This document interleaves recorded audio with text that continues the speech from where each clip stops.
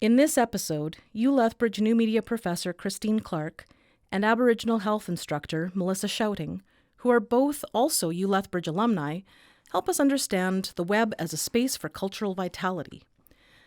When we think about the web, we think of a digital canvas full of information, possibilities, and the unknown. A tool that links everyone together while confining us to our own devices. In a time when cultures feel more divided than connected, how do we use such a tool for cultural revitalization, renewal, and relationship building? This talk explores these questions. Okay, I guess it's time for us to go. Uki Nadanago Sigakiaki. Welcome, friends and kin. My English name is Melissa Shouting. I am a proud member of the Blackfoot Confederacy and a registered member of Kainai Nation. Located just across the river, I currently hold a faculty position in the Faculty of Health Sciences. I am the coordinator and instructor of the Aboriginal Health Program, and I would like to take this time to acknowledge that I recognize that I walk in this world with generational privilege that has allowed me to succeed in a Euro-Canadian world. I will go into this a bit more, but first I'll let my colleague introduce herself. Hi, thanks everyone for being here tonight. So yes, my name is Christine Clark. I was born and raised on Blackfoot territory. Check, check. Good. I think we might be too close to each other. I can't get too close, no. I was born and raised on Blackfoot territory in Cochrane, Alberta, near the Stoney Nakoda First Nation. I'm the descendant of prairie settlers who immigrated to Canada from England, France, and Norway during the 18th and 19th centuries. Although I grew up on Blackfoot territory, it was not something I was explicitly taught until I actually started to attend and work at the University of Lethbridge. My practice is in web design, and I've long been interested in engaging the public in topics like climate change and the sustainability movement through the web. 5 years ago, my life changed when I met Melissa Shouting, along with other members of the Confederacy, and I was able to start devoting my creative practice to supporting their work in cultural revitalization. So our story of working together is really what led us to our topic tonight. So I'm going to provide a little bit of that background. So Melissa and I, along with elders, researchers, and artists, traveled to museums in England to visit their collections of Blackfoot items that had been sold, traded, gifted, or stolen by European ethnographers and travelers after contact. These items left Blackfoot territory during a time of cultural genocide, when both the US and Canada introduced policies designed to eliminate Indigenous cultural practices through restrictions and assimilation. Trading or selling items with Europeans became a means of survival. This was also happening at the same time that my ancestors were spreading across Indigenous land and benefiting from it, benefits that would be passed down to me generations later. While Europeans sought to document the last of what they saw of a vanishing culture in museum archives, Indigenous communities lost vital cultural material from their ancestors. Danielle Heavyhead says that from the Blackfoot point of view, all of these items are alive and waiting to rejoin our people. As our group began to look for ways to use digital technologies to help repair connections to these lost items and the material and cultural knowledge held by Blackfoot ancestors, we came to see that many existing digital environments perpetuated a Western worldview and didn't feel appropriate for such a task.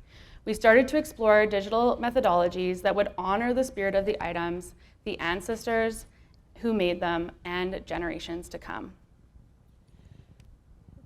So to identify the appropriate methodologies, we needed to locate a starting point for relocalizing and restoring place-based knowledge within a digital environment. So tonight, our hope is to show how Indigenous worldviews are reshaping digital spaces. We'll be doing this from our different cultural perspectives, as well as our different disciplinary backgrounds. My background being Indigenous health. And my background being in web and graphic design. We'll be looking at digital spaces like the web and how they reflect the cultural identities of those who design them. and how the design of those spaces then has the power to shape cultural practices and thus the health and well-being of those that engage with them. We follow in the many footsteps. Sorry, hang on. We follow in the many footsteps of many Indigenous and non-Indigenous scholars and artists who see the potential for the web to be a site for cultural revitalization. In the introduction to the Blackfoot Digital Library, a vital cultural resource at the U of L, the late Narcissus Blood states, "Technology can work against us, or we can harness it and use it from a perspective that's ours as Blackfoot people." So why is this quote important? Narcissus was one of our cultural leaders who engaged in groundbreaking initiatives to make space for Indigenous learners and artists through collaboration with non-Indigenous groups.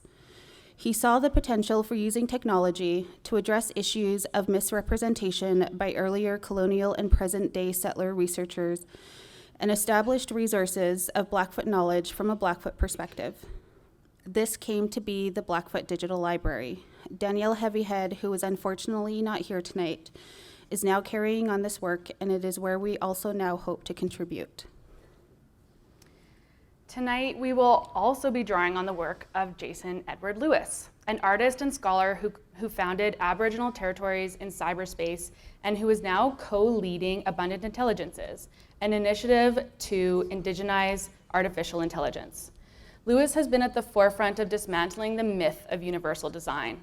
Lewis states that cultural bias, coupled with the pervasiveness of computational technology, means that we are creating computer systems that are dangerous in their blindness. In the face of this challenge, he and many others have been creating vibrant pathways for the next generation of Indigenous people to assert sovereignty online. It is these types of initiatives that we hope to examine in our talk tonight through the lens of Indigenous health. To humbly borrow the words of Lewis, tonight our talk will be about the digital earth, its composition, and how we might be Indigenous in it.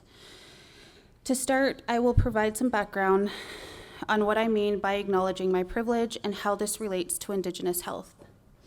Firstly, I want to mention that I recognize my privilege in being raised with lifelong exposure to Siksikaitsitabi knowledge systems and ways of existence. I recognize how walking along the land with my grandmothers and grandfathers was a privilege. Sorry. I think this is something that a lot of people misunderstand with Indigenous people. Not all of us have that privilege to learn culture. And I didn't think I would get emotional. But we see it on our streets in Lethbridge. We see people that are disconnected from their community, from their kinship alliances, and I am so blessed to have these people teach me through everything from my childhood, from being a toddler to a teenager. And having that connection to them is something that most people don't get.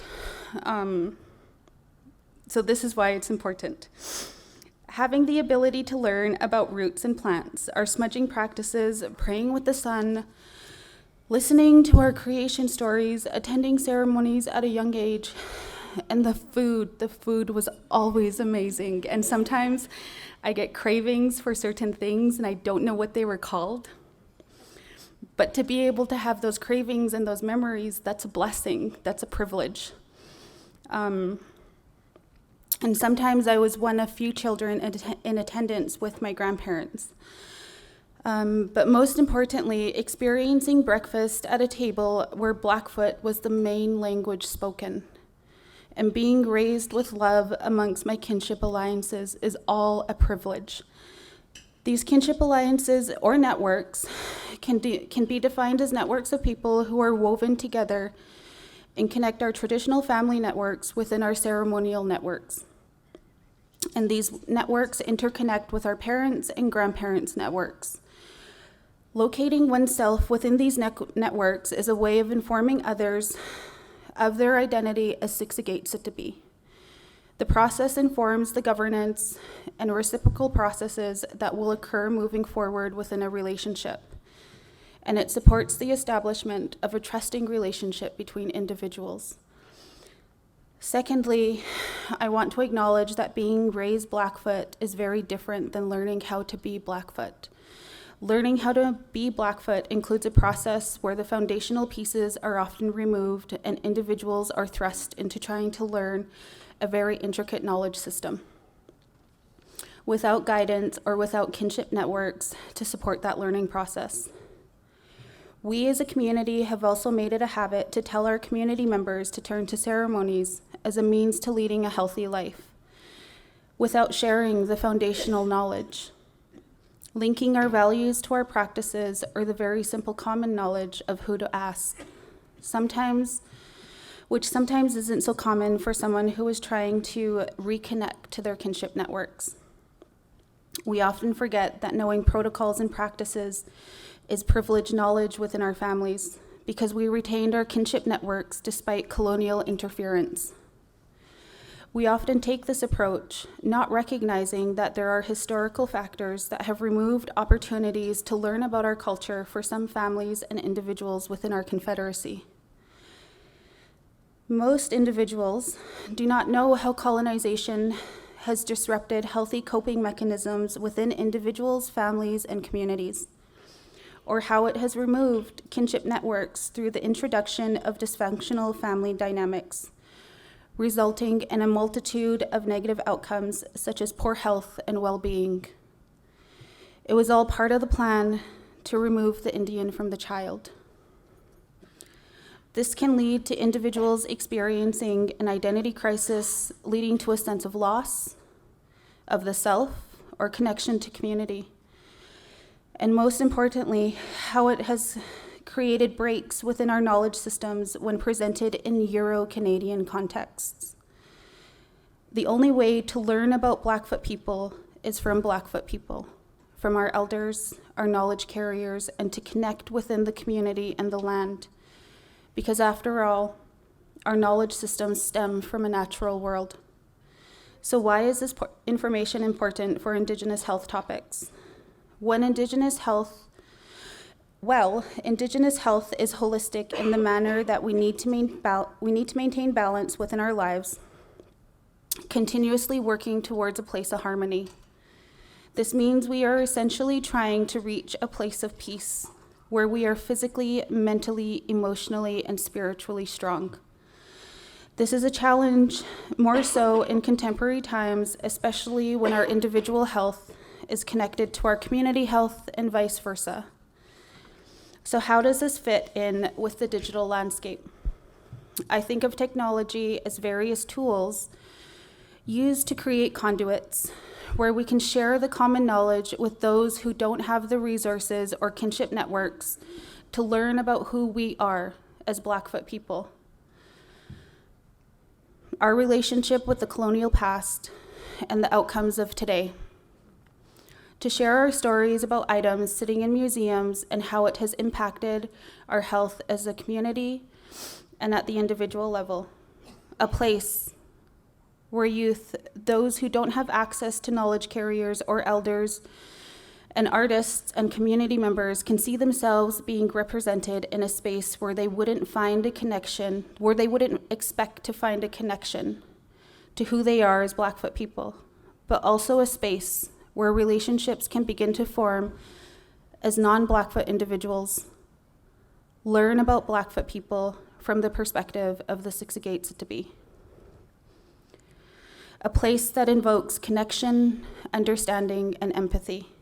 A place that encourages those from the Blackfoot Confederacy to be proud of the people they stem from and open the doors to knowledge sharing and supporting one another as we renew our kinship alliances within a vast network, leading to the nurturing of our spirits, which in turn will create strong connections and healthier outcomes for those that call the Blackfoot Confederacy their home.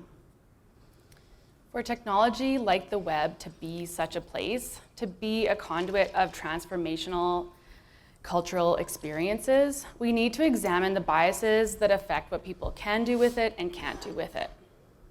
The fact that our technical systems are biased is well known. Biases are embedded at every level of the technology stack, including encoding languages, classification systems, software, algorithm, and web designs. Since most people use the web at the surface level, we might not realize how much the underlying technologies and design of those technologies shapes what we see and what we don't see. Websites are a product of humans making decisions about what to prioritize. Many things are factored into those decisions, including existing systems, organizational principles, design conventions, the needs of the product's end user, and the design team's values and experiences. The technology might be capable of more, but conventions encourage us to make familiar-looking products.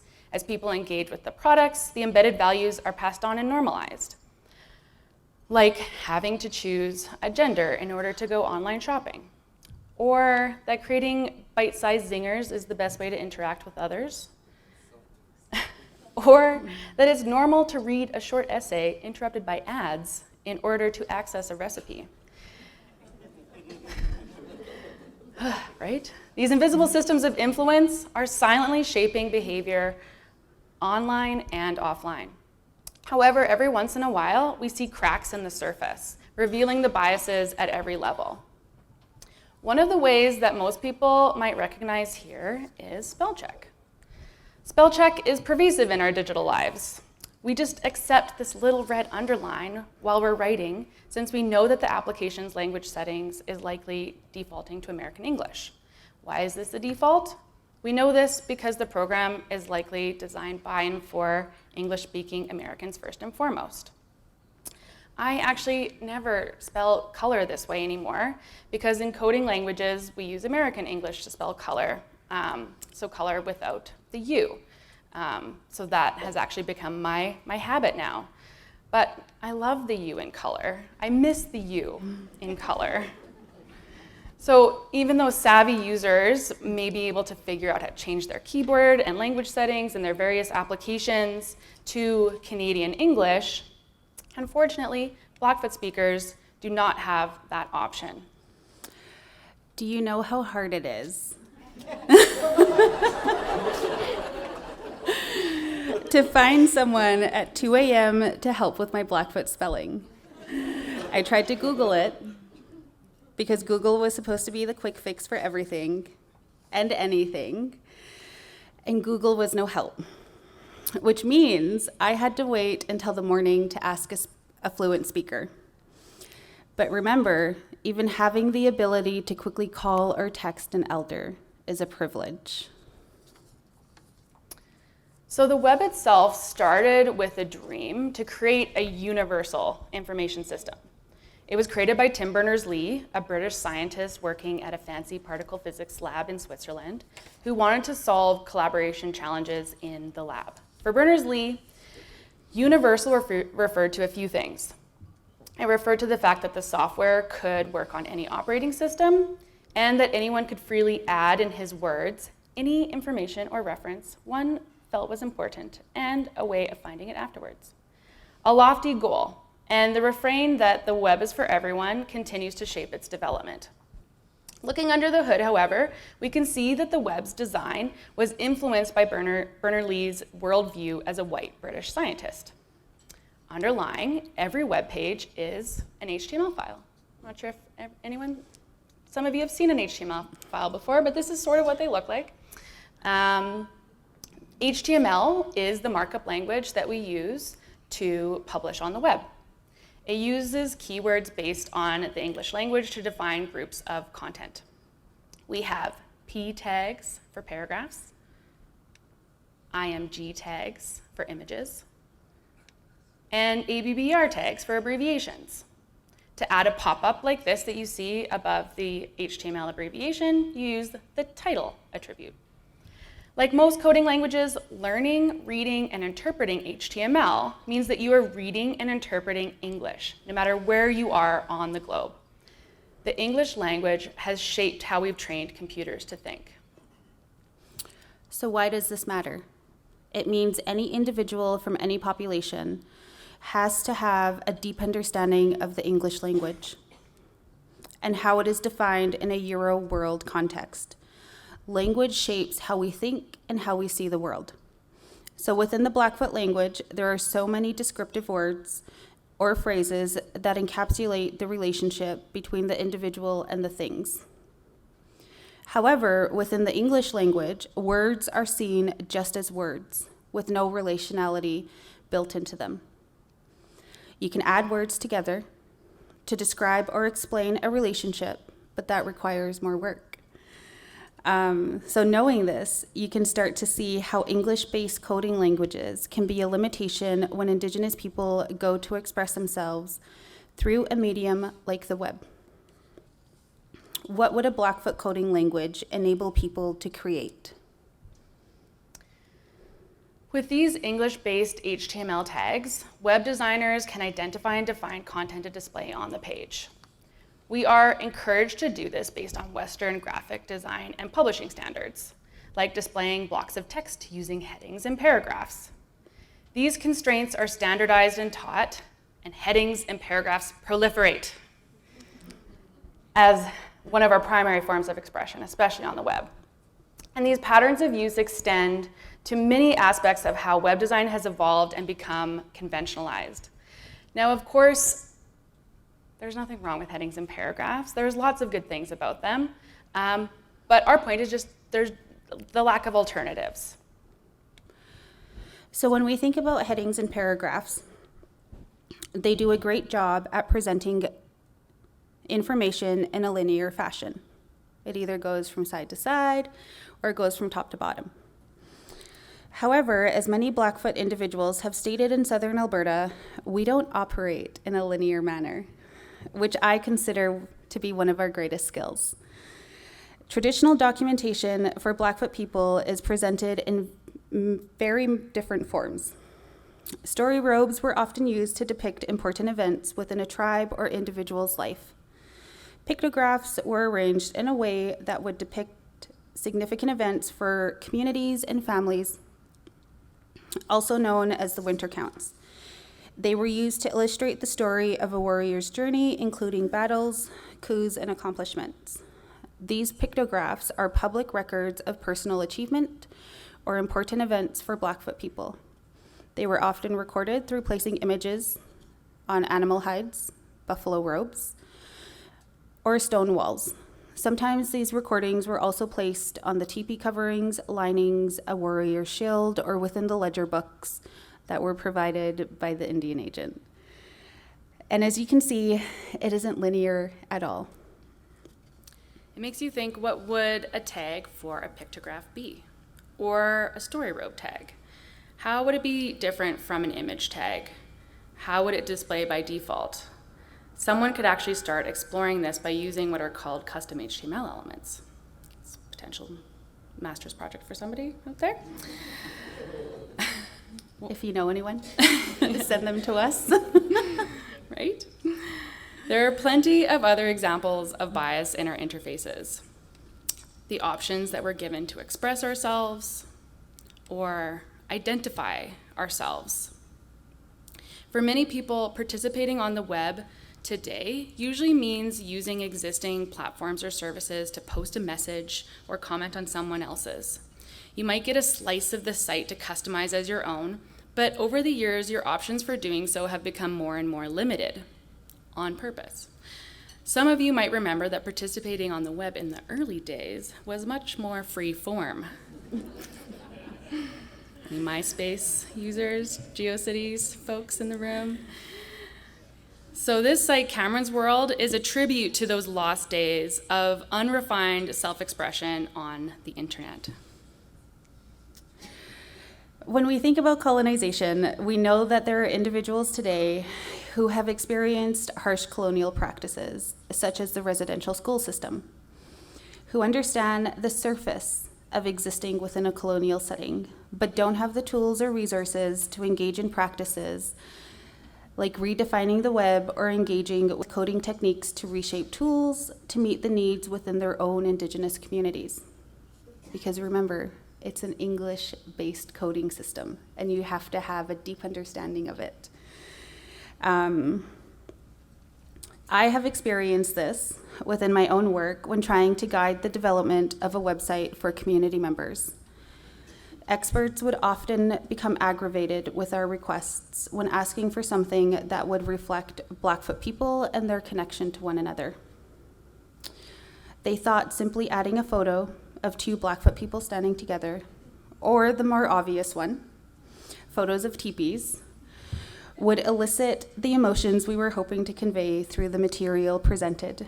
The end product was a website that met Euro-Canadian standards, presenting information in a fragmented colonial manner. A website that presented information just as it was, information. What was missing was the idea that we are all connected in this world.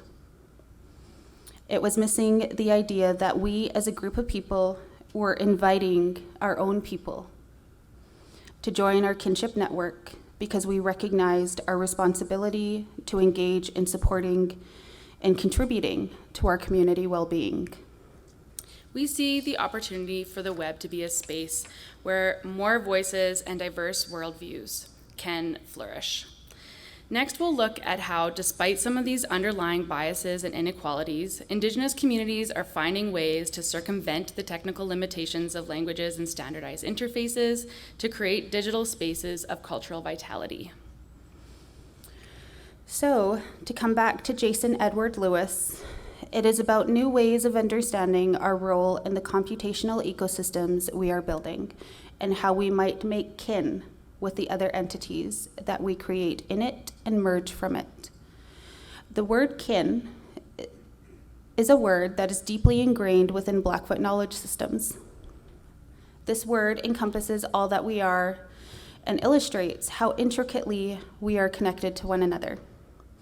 I see so many of my kin here tonight, and I'm very lucky to have them come and watch me give this talk. Our kinship networks are tied to the land we are situated on, the traditional territory of the Blackfoot people. So what does it mean, and why is it important in this context? To make kin with these entities and create in it and merge from it requires us to return to earth-based consciousness. Dr. Leroy Littlebear discusses this at great length within the work that he does. To make kin within this digital realm, we needed to relocalize and restory Blackfoot knowledge within the site structure, leading to an interface that reflects the Blackfoot people as a collective. We know everything holds energy, so in theory, knowledge systems would contain energy. And we know that energy is neither created or destroyed. So in theory, Indigenous knowledges exist everywhere. The land carries this knowledge. This means that Indigenous knowledge systems exist and stem from the land that Indigenous people interacted with long before colonization. Then in theory, any knowledge or system of knowledge, including the web, created within our traditional territories, will hold bits of our knowledge systems within those frameworks and underlying epistemologies. For example, recently, scientists have confirmed that trees communicate with one another. They have their own communication system. Well, Indigenous people have known this for a very long time.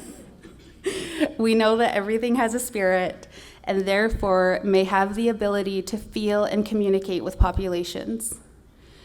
How we harness this knowledge and practice is up to us. So how do we make kin with the web? One area that Indigenous voices are making a change on the web is through some of the technologies that underpin what we can and can't do while using it. A bit of background first. It's a slight tangent, but it is a bit important for the next two examples. When it comes to language and writing on computers in general, we have the Unicode Consortium to thank for establishing standardized support for all writing systems, including ancient scripts, in the form of character sets. All modern operating systems, computing environments, programming languages, and applications support the core of Unicode standard. Today, there are almost 150,000 characters in Unicode. However, just because the support is there does not mean the characters are available across all of our applications, like the web. The font you use still needs to have one of these little glyphs or shapes assigned to each character and encoding. As you can imagine, most fonts prioritize dominant languages and lack support for endangered and minority languages. This is where Noto comes in, Google's ambitious Unicode font project that aims to support 100% of all Unicode characters with fully functional desktop and web fonts. Today, it supports more than 1,000 languages and over 150 writing systems. So even though language support on our digital devices is improving through projects like Unicode and Noto, we still need a way to input these characters. Even when a language uses the Latin alphabet, spelling and autocorrect is still an issue, as we saw earlier. In 2023, Apple partnered with Mi'kmaq Ginamatnawe, an educational organization in Nova Scotia, to develop the Mi'kmaq language keyboard. This keyboard is actually included as a default system keyboard on the recent release of iOS and the new macOS. So those new updated iPhone users out there can find the Mi'kmaq keyboard and many others in your language settings. This means that speakers can choose the keyboard in those system settings and have the characters for Mi'kmaq, English, and French included so that people don't have to switch back and forth. The transformation of the user experience is best described by one of the individuals who helped develop the keyboard. He said, "Because I'm learning, I try to use the keyboard whenever I can, including text communications. Before this keyboard, people would create keyboard shortcuts or copy the word or character from the app, isolate the character, create the shortcut. It was a convoluted process. Not a lot of people had the know-how to do that. This keyboard makes the characters a lot more accessible, making it easier for people to communicate." Time for Apple to include a Blackfoot keyboard. Which could be another master's Yes. project. We're always on the hunt for new people to do new stuff with us. So now that seems like a great start, but how about communicating with just emojis, which we might be moving to, because these days that's all my kids seem to use when they text. I had my daughter show me her two famous emojis that she uses to text all her friends. I'm like, how do you have a conversation with just emojis? It's possible. So in order for a new emoji to be available, they also need to be supported and released by Unicode. New emoji submissions are open to the general public, but only a small percentage are accepted for encoding. Progress is being made. In 2015, Unicode introduced the possibility to choose from different skin tones. And in 2020, we finally got the release of the buffalo emoji, one I'm sure is popular in this room. Part of the requirements for a new emoji proposal is that it needs to be used by a large number of people. So that might be why the requests for the Aboriginal and Torres Strait Islander flag by an Indigenous organization in Australia have been rejected, while the phoenix, brown mushroom, lime, and broken chain were recently accepted. The emoji gatekeepers couldn't stop them from finding another way to release their emojis. In 2019, Ingeus Studios led workshops with young Aboriginal people in Central Australia to develop new emojis that would be released in a third-party app. It uses custom stickers similar to how Bitmoji works, although I don't really use Bitmoji. That can be copied into messages or comments rather than as a part of the official emoji set on keyboards. So why does all of this matter within this context? Who knew something as simple as an emoji would elicit a strong response when Indigenous people started to request representation within these spaces? I, for one, was super excited that I could finally use an emoji with the same skin tone as my skin. I would always feel weird using an emoji with a yellow skin tone, so I just refrained from using it at all, which means I was rejecting the opportunity to use a digital tool that was created to invoke inclusiveness. Next, we will look at a few examples of projects that have been exploring the use of virtual worlds for Indigenous storytelling and education through video games, digital archives, and websites. So first, the Aboriginal Territories in Cyberspace project mentioned earlier. It's described by its creators as an Aboriginally determined research creation network whose goal is to ensure Indigenous presence in the web pages, online environments, video games, and virtual worlds that comprise cyberspace.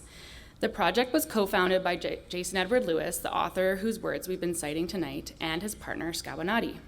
Both are based on unceded Mohawk territory at Concordia University.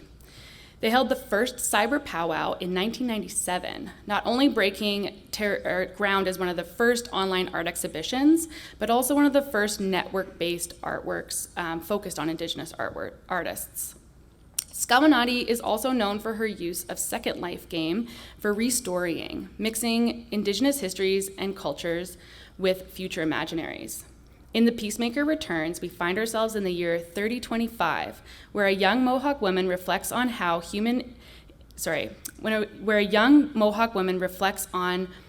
Indigenous governance practices have united the nations of Earth, and how it can now be applied to human interactions with alien species. Abtech has created a virtual headquarters in Second Life to run workshops where participants can create their own avatar and express their digital identity and tell their own stories of the future in virtual spaces. This digital playground creates a world where Indigenous people can shed the colonial past and envision a new frame of reference for the future. You say, the Urban Society for Aboriginal Youth is an amazing organization situated within the city of Calgary. Their goal is to provide urban youth with opportunities for advancement through programming and volunteering. USAID deploys a co-creation approach within their programming where youth co-create with organizational partners and elders as a way to create change within their community. They have created a space for youth to connect to cultural programming while assisting them in building and strengthening their kinship networks. They have created a space where community members have the ability to learn from one of our Blackfoot elders, Dwayne Mistaken Chief, through their IndigiTrails app. This highlights their ability to foster healthy collaboration and communication with multiple partners, while having the ability, in addition to creating space for Indigenous youth to engage in using digital technologies, allowing them to connect with others, providing access to educational tools that promote cultural continuity and learn valuable leadership skills. Youth leadership skills support youth in developing the ability to analyze their own strengths and their weaknesses, setting personal and professional goals, and most importantly, boosting their self-esteem and motivating them to utilize their own sets of tools to carry out tasks. USAID has successfully leveraged digital technologies to engage with youth to create groundbreaking VR games, used to showcase the positive, vibrant, and diverse Indigenous cultures within the area.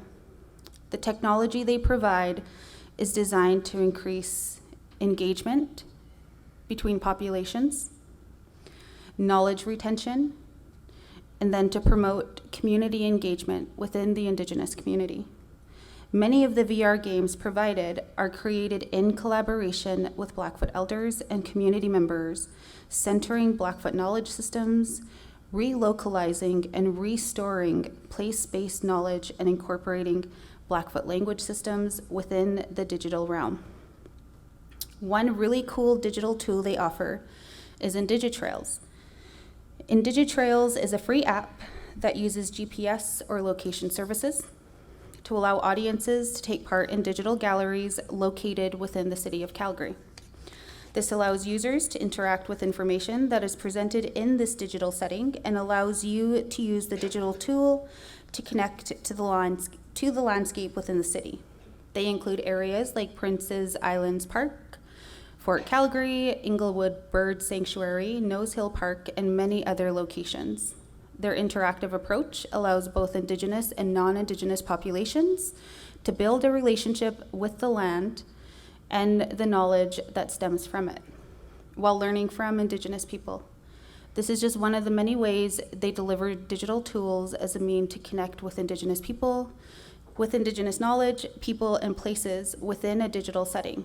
I encourage you to visit their website and explore all that they have to offer, including their virtual escape rooms and their augmented reality apps, Indigimap, IndigiWorlds, and perhaps try exploring with them the next time you visit Calgary.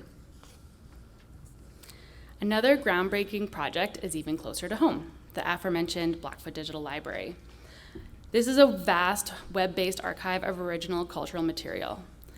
The Blackfoot Digital Library, BDL for short, was started by Blackfoot elders Andy Blackwater and Narcissus Blood with Danielle Heavyhead.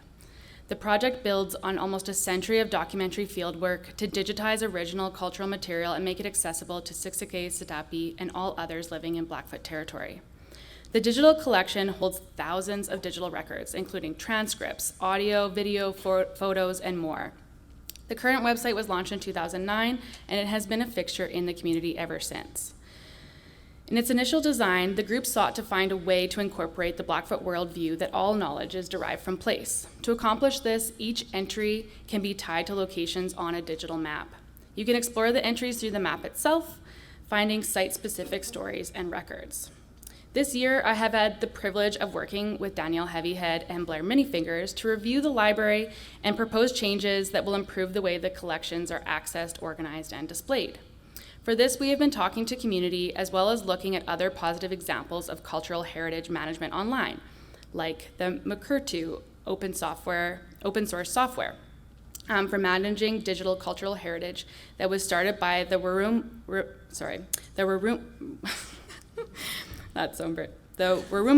community members from the Northern Territory of Australia. On the surface, it might just seem like another website builder, but Makurtu's website uses cultural protocols in its features, as well as traditional knowledge labels to identify an item's relations, protocols, and permissions. These labels support Indigenous communities in reasserting cultural authority and data sovereignty over digital heritage. We hope to find ways of incorporating these types of protocols into the BDL with respect to Blackfoot practices. What would it look like and feel like to explore a database of Blackfoot cultural heritage? This brings us back to what brought Christine and I together, the Mutugakiosan Project. We are just one part of a large collaborative effort of individuals with different backgrounds and areas of practice. The group includes elders from the 4 tribes of the Blackfoot Confederacy: Gana, Siksika, Amskapi, Piikani, and Piikani. It also includes Indigenous and non-Indigenous artists and researchers from the U of L, including Josie Mills and Danielle Heavyhead, and our collaborators at universities located in the United Kingdom. You can see many from our group here that contributed to the website we'll be sharing, but since then, other amazing individuals have joined us to help with more recent activities. What brought us together was a shared interest in exploring digital ways to reconnect Blackfoot items in museums abroad with Blackfoot people. In doing so, we hope to assist in the process of knowledge renewal and transmission that occurs within the tribes. Each object is tied to our ancestors and their teaching. Reconnecting with the objects creates a path to renew Blackfoot knowledge systems, thus supporting the process of others reclaiming and understanding what it means to be Blackfoot, or coming to know, which occurs through the spiritual connection within the alliances of the kin and the natural law. The items are a map of Blackfoot traditions, a history of craft and material knowledge, kinship networks, and of relations between Blackfoot people and settlers, and Blackfoot people and institutions. Yet access to the items that were removed from Blackfoot territory remains limited, and most Blackfoot people have little knowledge of what exists and where it exists. Thousands of items exist in museum stores, and most have never been on display. The Blackfoot Digital Library has been working at cataloging what's out there, and in partnership with Danielle, we hope to explore more interactive documentary approaches using 3D imaging. The project evolved to include visiting in museums, and digitally imaging material that was identified by elders as being important to share. Creating space that enables artists and community to engage with the items and digital imaging techniques through art making and in-person workshops. And to design a website from the digital images so that anyone could access them at any time. There is lots to say about all aspects of the project, and truly they are all interwoven. For the purpose of tonight's talk, we will just zoom into our approach to the design of the website. Our aim with the site was to design a space for Blackfoot spatial imagery of cultural heritage items using the basic building blocks of web technologies and assembling in a way that reflected Blackfoot worldviews. We wanted to take the items out of the museums in England and bring them back to Blackfoot territory, bringing them home in a sense, only virtually.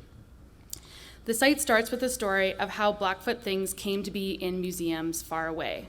It's an opportunity to explain one of the many legacies of colonialism and why the items are so important to Blackfoot people. Api Sumaka, William Singer, created the illustrations to help tell the story in his distinct style. You then open to a view of the 3D models in a large circle, which you can explore using navigation and filters. This navigational format is quite different from the typical grid view that you see on most museum websites, or just most websites in general, really. We purposely tried to avoid a conventional list format, which felt a bit too sterile, or more like entries in a database instead of a set of interconnected material knowledge. The circle illustrates the balance that exists within Blackfoot knowledge systems, which is very different than standard content organizational methods. Each item holds significance for people interacting with the site. You can then select an item and interact with the model, rotating it, zooming in on any part and see it in greater detail. And in some ways, the digital files can actually be handled more than the physical objects, which are quite fragile from being, sprayed with chemicals and put in a drawer for 100 years. Alongside the model is the story of each piece. For each item, a story unfolds that describes the different aspects of traditional and contemporary Blackfoot life. For example, with the buffalo fetus bag, we learn about the importance of the Blackfoot, or of the buffalo in Blackfoot life, how all parts of the buffalo were used to provide shelter, clothing, tools, food, and how the extinction of the buffalo due to colonization devastated communities that relied on it. A keen observer might have noticed lots of headings and paragraphs there, something we earlier protested. But by no means have we tried to challenge every single convention here. We attempted to find a balance between Western and Blackfoot styles of communication. The site is about knowledge systems coming together.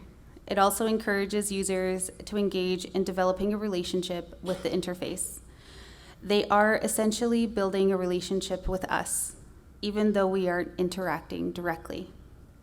How we engage with things matters.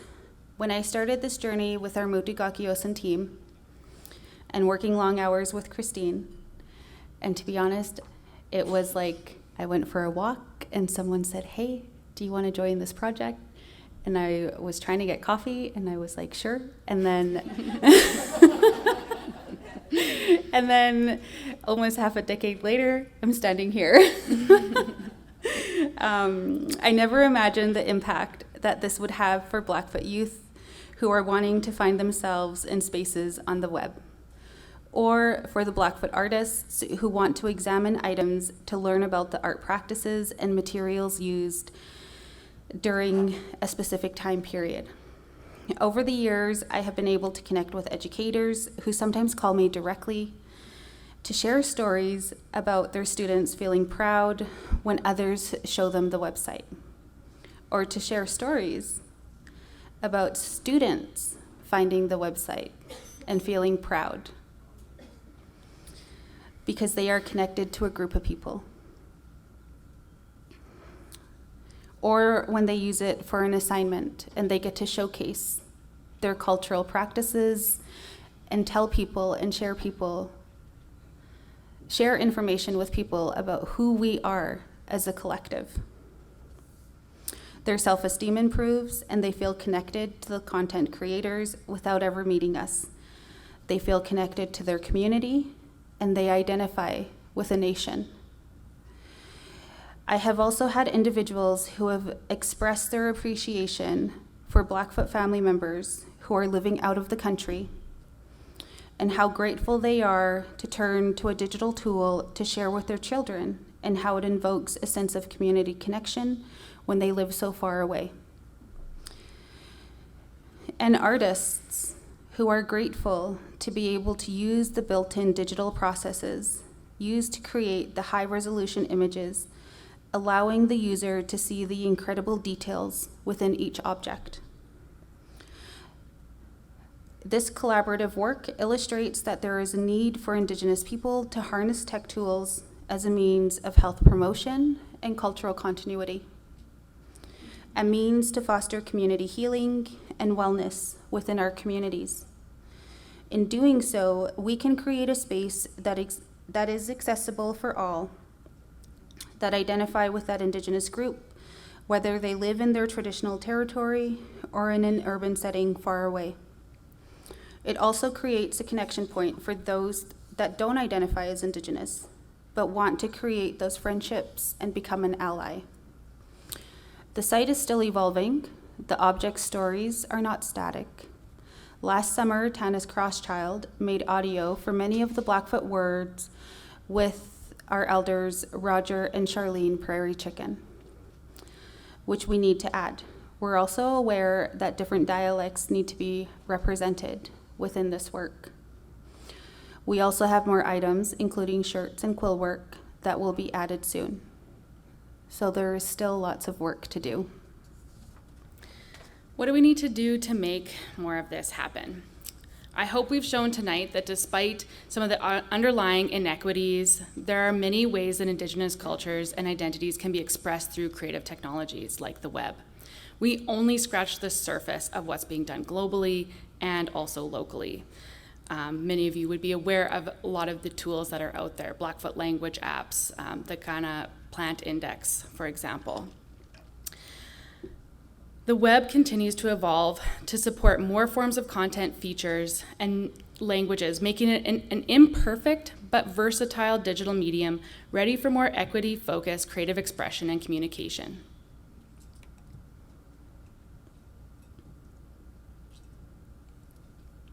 Which one are we on? The tech sector. Okay, sorry. I saw my sister move and I knew she was going to go take photos. The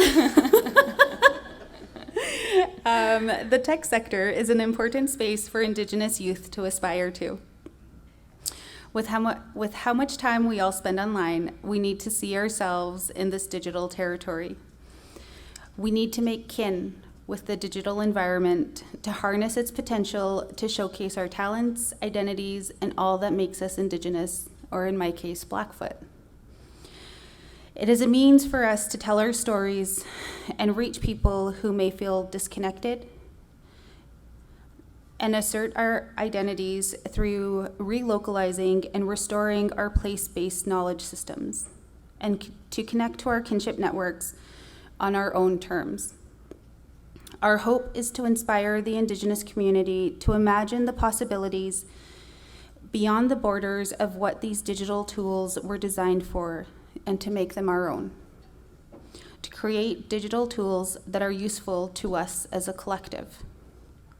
Much in the same way the buffalo is useful to us.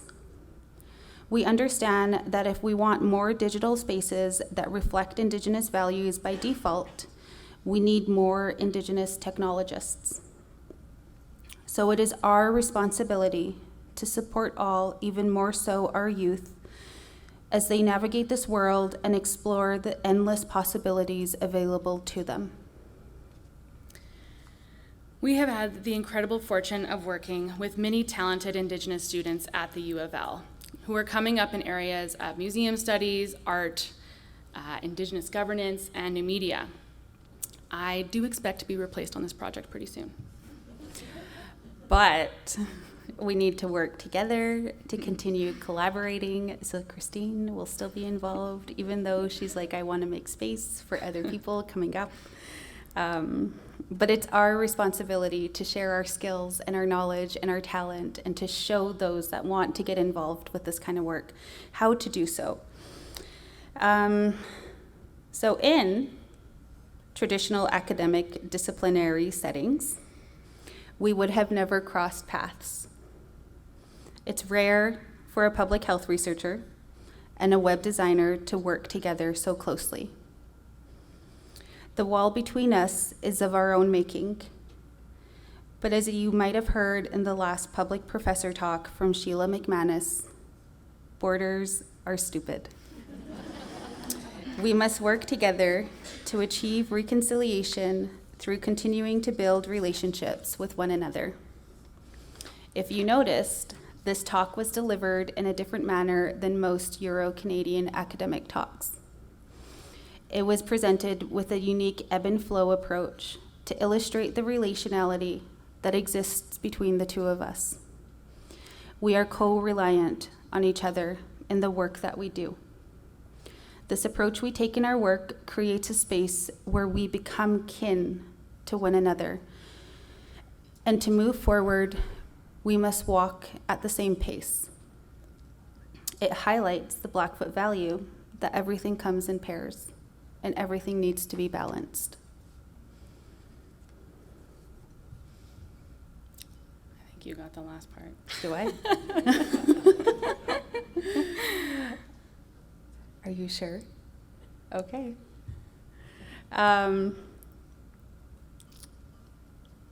Oh, sorry. No. Here you go. Last minute changes. Oh no. Christine. I know. I'm the worst. I just can't help myself.